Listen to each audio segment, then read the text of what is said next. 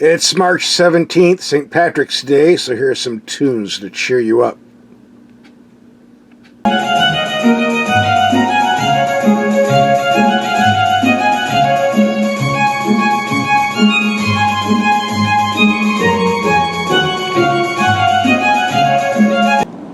We're at our garage and test facility. Let's see what we're rolling out today. I hope it's an SUV. An SUV it is. Looks like we've got a Mitsubishi. Good. I want to do some four-wheeling this weekend. This is the Eclipse Cross. And they shipped it all the way from Tennessee just for you and me. Here's what it looks like from the front. I have to do this in the shade because it's windy out there and it'll drown out the microphone if I don't stand over here by the building, so sorry I can't give you a better view. Pretty sharp looking from the rear.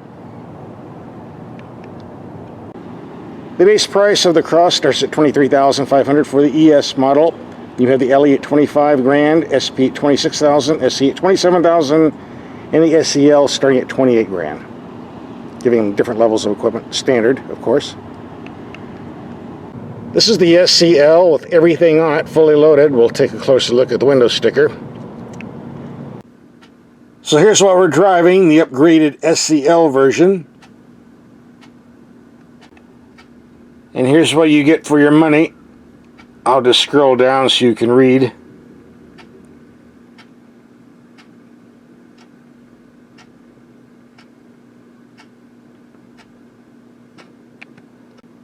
Here's the second row of goodies.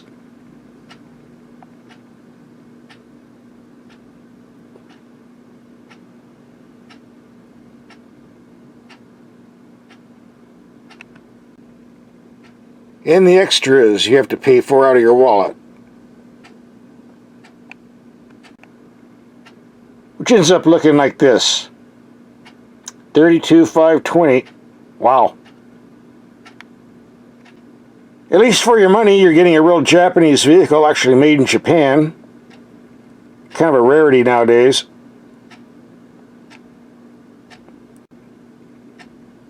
And a pretty decent 10-year warranty as well. Just in case something goes wrong.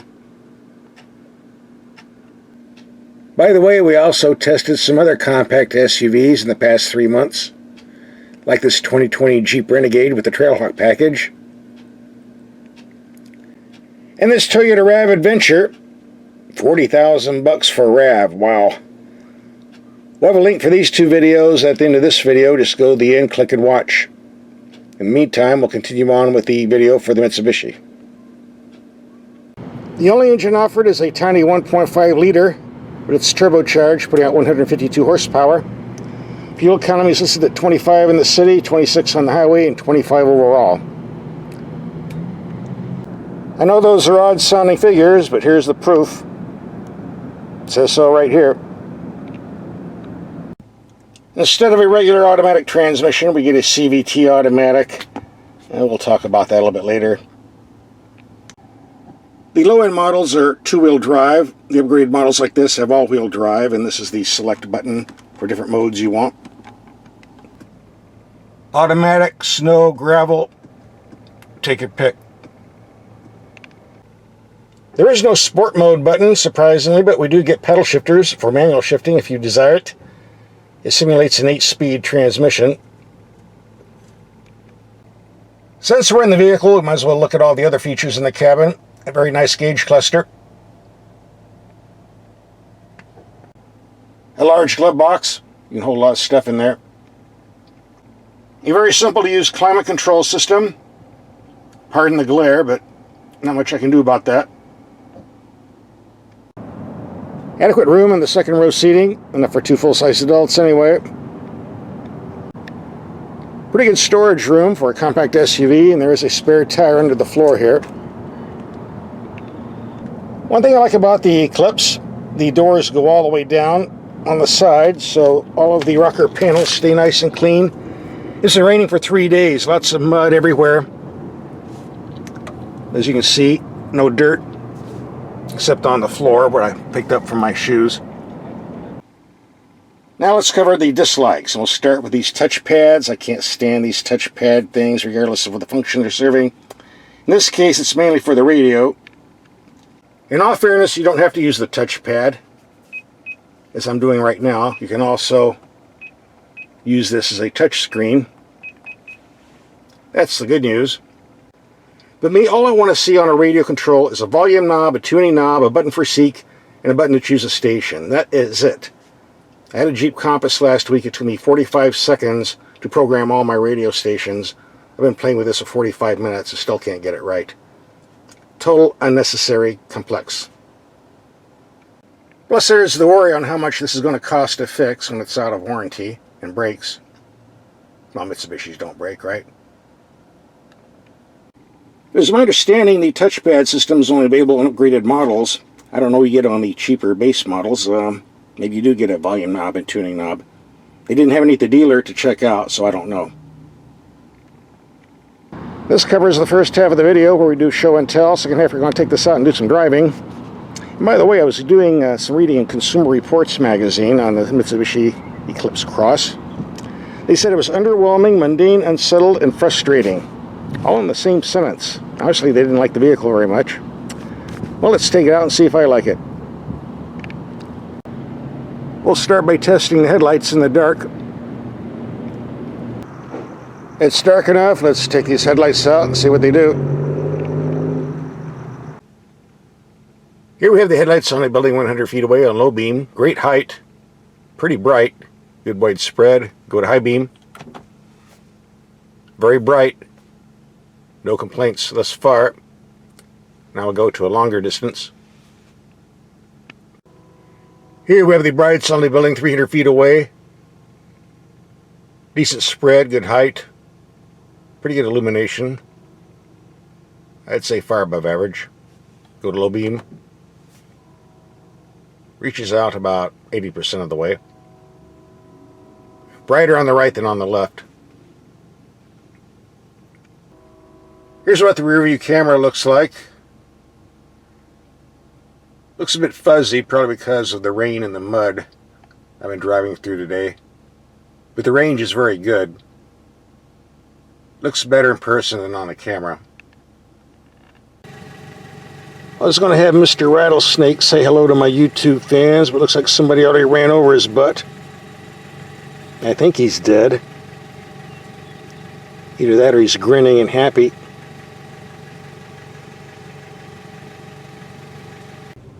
Mitsubishi did an excellent job on this power steering design. Pretty decent feel, feedback, quick enough. No complaints here.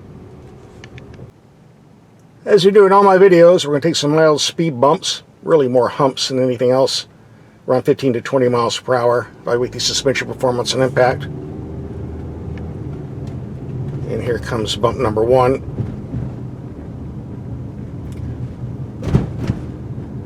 Yeah, felt that, absolutely. Bump number two. Heard that from the rear. I'm going to keep it around 15 miles per hour. And here comes the nasty one. Hang on for your life. I'm told all of these suspension parts on this vehicle are straight off their passenger car, and I believe that. The components in here are pretty light. So I do not suggest taking potholes at high speeds. Tread carefully. We'll be taking this off-road, and I'll be treading carefully there too. I'm rather curious to see what this will do in the turning circle.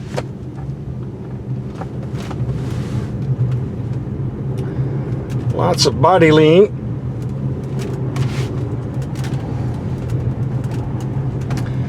A sports car, it is not. Some automotive testers have complained about this engine, saying there's a serious lack of power.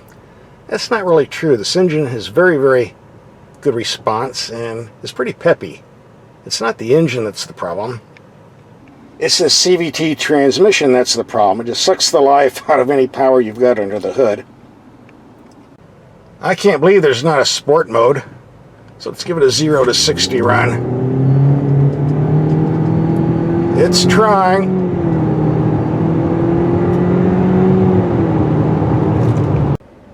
let's give you a close-up view.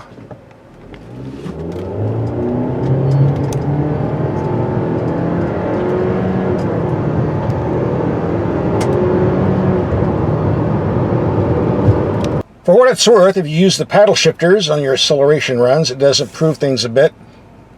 Gives you 8 gears, simulated gears anyway. Give it a shot. Second gear, third gear, fourth gear. That was definitely quicker. It's just unfortunate they put them on the steering column where they can only be reached going in a straight line instead of on the steering wheel where they belong, where they can be reached in a straight line or taking corners. But this is what you get. This vehicle has a mileage computer giving you your MPG. That's the good news. Bad news is if you park it for an extended period of time, it resets itself to 0 and you lose all your figures. But it was 19 miles to the gallon city driving before it went to 0. And I'm going to take it out on the highway, see what type of fuel economy we get there. That was a nice 50-mile trip. We're going to pull over and see what the fuel economy reading is. I'm sure it's more than the 19 MPG I was getting in town. I hope. There you go. 50 miles, 75 miles per hour, approximately. We don't speed here. We obey the law. 24.8 MPG. I think the EPA says, what, 26? That's close enough. Okay, you know what's coming next? Ranch patrol. Gotta stop by the house, pick up some supplies. Then we'll do some four-wheeling. Light-duty four-wheeling. This is more of a car than a truck. This all-wheel drive comes in real handy if you're driving through sandy washes or gravel and sand like this. Another feature I like about this SUV, it's very narrow in width, so the thorn bushes aren't going to be scratching the paint. Couldn't do that in a bigger truck. Looks like the rain gave us some new vegetation to crawl through. Well, I'd like to give you some more four-wheeling video. We got a nasty storm coming in. High winds, rain coming, flooding. Gotta get out of here. They want their vehicle back tomorrow. They don't want to fish it out of a gully or a riverbed. So what do I think about this Mitsubishi after a week of driving? Well, on the positive side, it's nice to drive a Japanese SUV that's actually made in Japan. Got a nice warranty. Build quality is pretty good. On the negative side, the 32 grand price is a little steep for me, but Mitsubishi gives pretty good discounts, so work out a good deal with your dealer. Here are some links to other compact SUVs we've driven and done videos on. Just click and watch.